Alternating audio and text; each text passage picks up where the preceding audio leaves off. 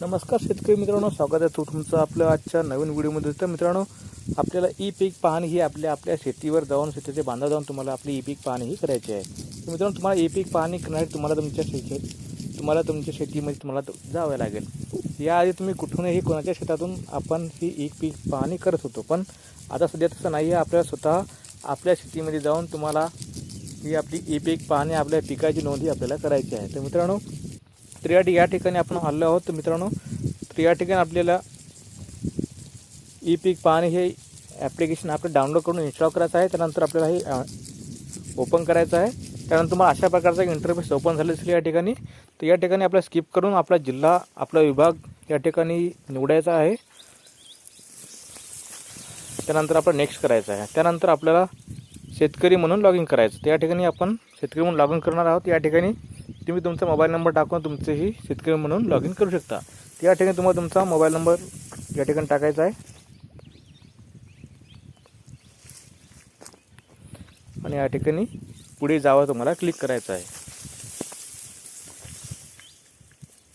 या ठिकाणी तुम्हाला तुमचं जे काही तुमचं या ठिकाणी शेती असेल, तुम्हाला ती शेती तुम्हाला या ठिकाणी 712 नंबर टाकून किंवा नाव टाकून तुम्हाला या ठिकाणी तुम्हाला हे सिलेक्ट करायचं आहे. या ठिकाणी तुम्ही पाहू शकता की या ठिकाणी नवीन खातेदार नोंदणी, तुम्हाला या ठिकाणी नवीन खातेदाराची नोंदणी करायची आहे.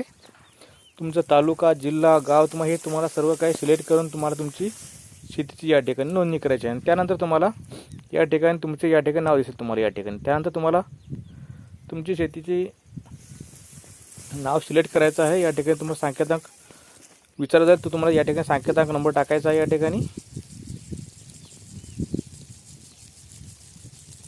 आणि या ठिकाणी नेक्स्टच्या प्रश्न तुम्हाला क्लिक करायचं. या ठिकाणी आपल्याला थोडासा सर्व्हर वेळ घेईल. या ठिकाणी तुम्हाला पीक माहिती नोंदवर तुम्हाला या ठिकाणी क्लिक करायचं आहे. तर या ठिकाणी आपलं पीक माहिती नोंदवर तुम्ही क्लिक केल्यानंतर तुम्हाला या ठिकाणी तुमचा शेत सर्वे नंबर या ठिकाणी दिसेल. या ठिकाणी आपली जमिनीचे एकूण क्षेत्र किती आहे तेही तुम्ही या ठिकाणी शो होईल. या ठिकाणी तुम्ही रब्बी पीक तुम्हाला सिलेक्ट करायचं. या ठिकाणी रब्बी पीक तुम्हाला या ठिकाणी सिलेक्ट करायचं आहे. त्यानंतर तुम्हाला पिकाचा वर्ग घ्यायचा आहे. या ठिकाणी आपण निर्भर पीक घेऊ.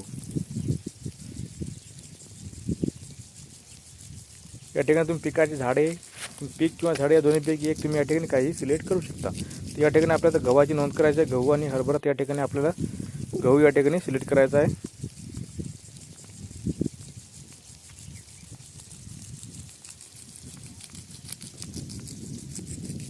या ठिकाणी आपण गहू सिलेक्ट करू. या ठिकाणी गहू हा आपण आता या ठिकाणी 1 हेक्टर 50 एवढा हा आपण या ठिकाणी टाकत आहोत. तर या ठिकाणी जलसिंचन काय आपल्याकडे विहीर, बोर जे काय असेल ते आपण या ठिकाणी हे टाकून घ्यायचं आहे. त्यानंतर आपल्याला सिंचन पद्धत कशी आहे, दुसरं सिंचन, प्रवाही सिंचन, ते आपण या ठिकाणी सिलेक्ट करून तेही आपल्या या ठिकाणी टाकायचं आहे. त्यानंतर आपल्याला पीक लागवड, पीक पेरणी कधी केली आहे, पेरणी कधी केली आहे हेही आपल्याला या ठिकाणी टाकायचं आहे. त्यानंतर आपल्याला ओके करायचं आहे. त्यानंतर तुम्हाला किमान आधारभूत किंमत योजनेअंतर्गत तुम्ही विक्रीसाठी नोंदणी करायची आहे का, तर आपण हो करायचं असेल तर हो, नाही तर नाहीही करू शकता आपण.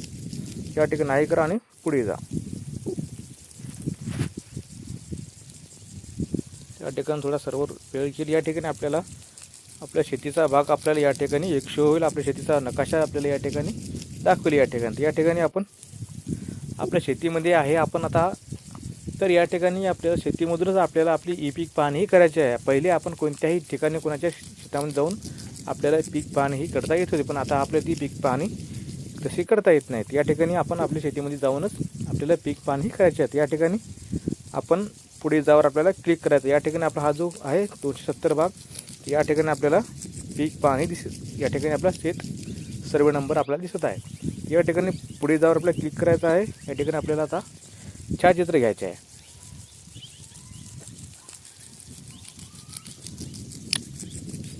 पहिला फोटो ओके करायचा आहे. पहिला फोटो घेऊन नंतर आपल्याला दुसरा फोटो घ्यायचा आहे.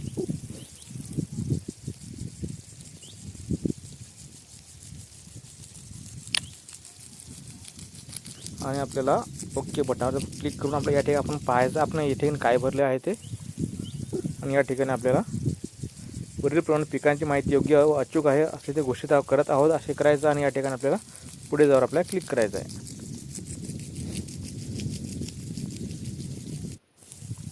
या प्रकारे आपली पिकाची माहिती साठवली आणि अपलोड केलेली आहे. तर या ठिकाणी आपली पीक पाहणी या ठिकाणी झालेली आहे. तर या ठिकाणी पिकाची नोंद आपण केली आहे किंवा झाली, आपल्या या ठिकाणी काही दुरुस्ती करायची असेल तर आपण या ठिकाणी पीक माहितीवर तपासा. आणि या ठिकाणी आपण पाहू शकता की या ठिकाणी आपल्या 48 तासाच्या आत आपण या ठिकाणी हे पीक पाणी नष्ट करू शकता किंवा या ठिकाणी दुरुस्त करू शकता. मित्रांनो, व्हिडिओ कसा वाटला लाईक, कमेंट आणि शेअर करायला विसरू नका.